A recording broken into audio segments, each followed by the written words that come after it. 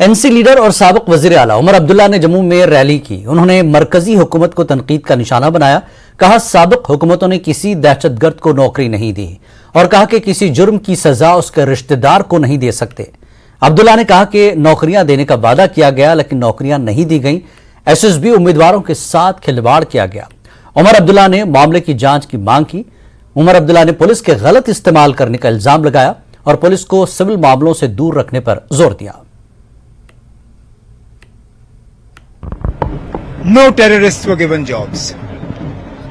But we did not also punish people because they were related to terrorists. Is it fair for me to punish you for the crimes of your father or the crimes of your son? Tomorrow, if God forbid, a close relative of Manoj Sinha Saab's commits a crime, should Manoj Sinha go to jail?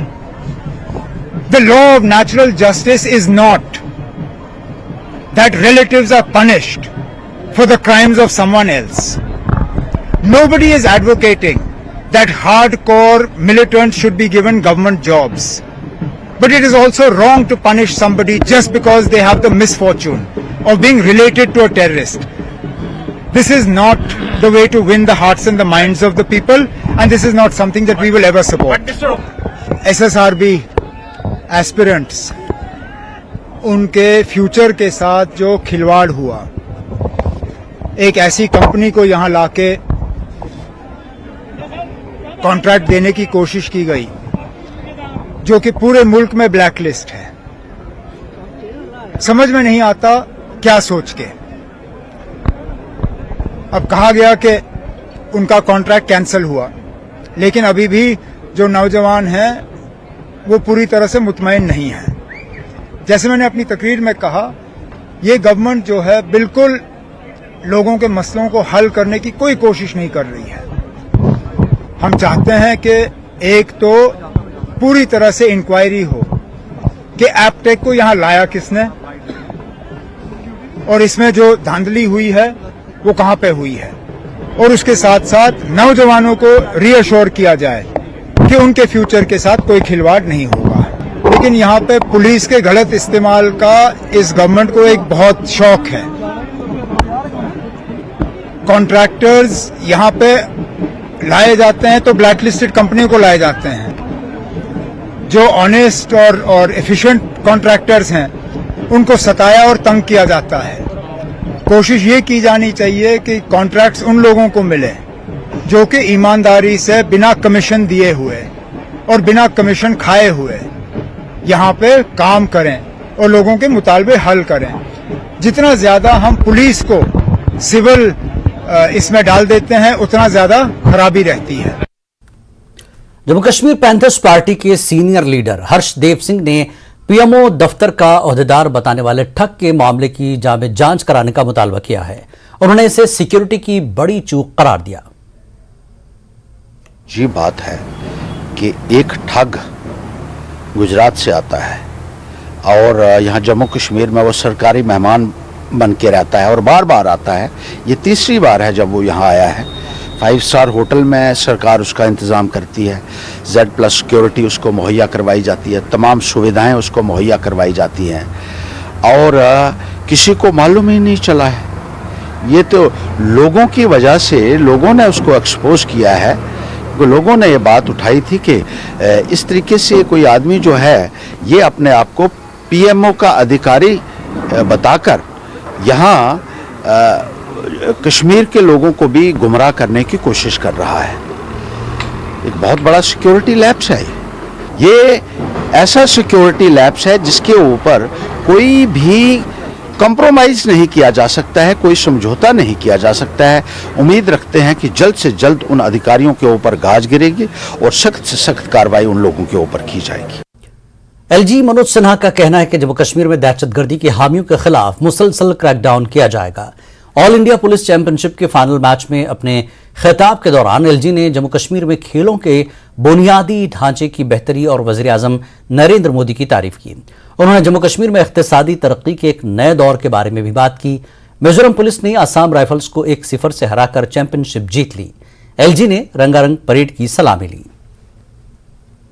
व्यापारिक मोर्चे पर आज हम जो नई सफलताएं हासिल कर रहे हैं उसकी रक्षा का दारोमदार पुलिस फोर्स के कंधों पर ही। हम ऐसे तत्वों से सख्ती से निपटने की हमें जरूरत है जो समाज का मनोबल तोड़ने का प्रयास करते हैं। हमें काफी हद तक सफलता मिली, लेकिन ऐसे लोगों के खिलाफ ये कार्रवाई निरंतर चलती रहनी चाहिए। पिछले कुछ वर्षों में हमने एक लंबी दूरी तय की। आवाम के हितों की पूर्ति के लिए समर्पित भाव से काम किए गए और युवाओं के सामूहिक प्रयास और कल्पना के बल पर जम्मू कश्मीर भी आत्मनिर्भर भारत के निर्माण की दिशा में कदम आगे बढ़ा रहा। अगर वास्तव में हम देखें तो इतिहास में पहली बार युवा वर्ग सामने आकर अपनी आकांक्षाओं को, अपने एस्पिरेशंस को जाहिर करना। और मैं कहना चाहता हूँ जम्मू कश्मीर का नौजवान तरक्की का इंजन बनकर मजबूत, समृद्ध, खुशहाल जम्मू कश्मीर के निर्माण में जुटना चाहता है। जम्मू कश्मीर यूटी इंतजामिया ने मकामी ठेकेदारों को जारी किए गए लाइसेंस की दोबारा तस्दीक का हुक्म दिया है। जम्मू कश्मीर की सीआईडी विंग कॉन्ट्रैक्टर्स की जांच करेगी। अगर कॉन्ट्रैक्टर मिलिटेंसी से जुड़ा हुआ पाया जाएगा तो उसका लाइसेंस खत्म कर दिया जाएगा। ठेकेदार तंजीमों ने इस मसले पर तशवीश का इजहार किया है, जबकि पीडीपी की सदर महबूबा मुफ्ती ने इसे इन ठेकेदारों की रोजी रोटी छीनने का कदम करार दिया। हमारे assistant news editor Parvez Bhat ने hot mix plants owners association के सदर बशीर अहमद खान से बातचीत की। हम आपसे जानना चाहेंगे जो सरकार के आदेश आए हैं कि सीआईडी वेरिफिकेशन होनी चाहिए प्रॉपर जो कार्ड होल्डर्स हैं, कंट्रैक्टर्स, क्या कहना चाहेंगे आप इसके बारे में और क्यों खदशात हैं आपको कि काफी सारे ठेकेदार जो हैं वो इससे इफेक्ट हो सकते हैं? देखिए परवेज साहब, मैं बड़ा मशकूर हूँ कि आपने मुझे दावत दी इस मामले में जवाब देने के लिए, क्योंकि ये इशू ऐसा है कि 100 साल से यहाँ कंस्ट्रक्शन बिजनेस में लोग जुड़ रहे हैं। 100 साल में अगर ये 30 साल देखेंगे हम जो नामसाइद हालात थे कश्मीर में, तो उसकी वजह से बेरोजगारी पैदा हो गई। पढ़े लिखे नौजवानों को कोई दूसरा ऑप्शन नहीं था, तो उन्होंने जानबूझ के इस ऑप्शन को सिलेक्ट किया, क्योंकि ये सरकारी काम थे, सरकार के साथ जुड़ना था, तो उन्होंने इसको ऑप्ट किया। तो इन 3 सालों में बहुत सारे लोग इसमें, पढ़े लिखे नौजवान, क्वालिफाइड लोग इसमें जुड़ गए। अब वेरिफिकेशन ये तो सरकार का दायित्व है, सरकार को करना चाहिए, उसमें कोई आपत्ति नहीं है, हमें कोई उसमें ऑब्जेक्शन नहीं है, करना चाहिए। क्या प्रॉपर तरीके से कार्य हुआ है उसमें कोई, लेकिन मैं एक सवाल पूछना चाहता हूँ एडमिनिस्ट्रेशन से, क्या जो ये वेरिफिकेशन जिस आधार पे हो रही है उससे उनकी रोजगार को कोई हिट तो नहीं कर रहा है? क्या अगर उनके साथ इस वक्त वो किसी चीज के साथ मुंसलिक है या कोई चीज के साथ वो इन्वॉल्व है तो वो एक बात है, लेकिन अगर कोई उसका पिछला रिकॉर्ड है, कुछ है, तो मेरी ये गुजारिश है, मैं रिक्वेस्ट कर सकता हूँ एडमिनिस्ट्रेशन से, एलजी साहब से, कि वो ये देखे कि न्याय करे। क्या ये सही मौका है?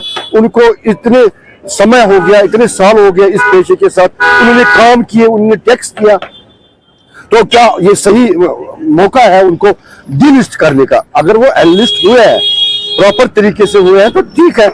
हम वो नहीं कह रहे कि वो ना करे, सरकार करे, इन्वेस्टिगेशन करे, मतलब सारी चीजें देखे, लेकिन जो पुराने अगर उसमें हमारे तो काम करने वाले जो हमारी इंफॉर्मेशन है कि 300-400 लोगों का नाम इसमें आ रहा है, वो देखे कि क्या वो करंटली इन्वॉल्व है या लास्ट टाइम 10 साल पहले, 15 साल पहले अगर उन्होंने छोड़ दिया है या किसी चीज में वो इन्वॉल्व नहीं रहे, तो उनको कंटिन्यू करने के लिए सरकार के पास ये ऑप्शन होना चाहिए कि उनको let them continue to this business, क्योंकि उनके पास फैमिलीज है, they are supporting their family. सरकार पहले जो सरकारें हमारी थी उन्होंने एक रिहेबिलिटेशन का प्रोग्राम बनाया था, एक निकाला था। उस रिहेबिलिटेशन में उन्होंने सब लोगों को आमंत्रित किया था कि आप जुड़ जाइए, मुख्यधारा में काम करिए, अपना रोजगार कमाइए। तो दोनों तरफ से हमारी रिजर्वेशन है, रिक्वेस्ट है सरकार से, एलजी साहब से, कि वो देखें कि क्या सही है और क्या गलत।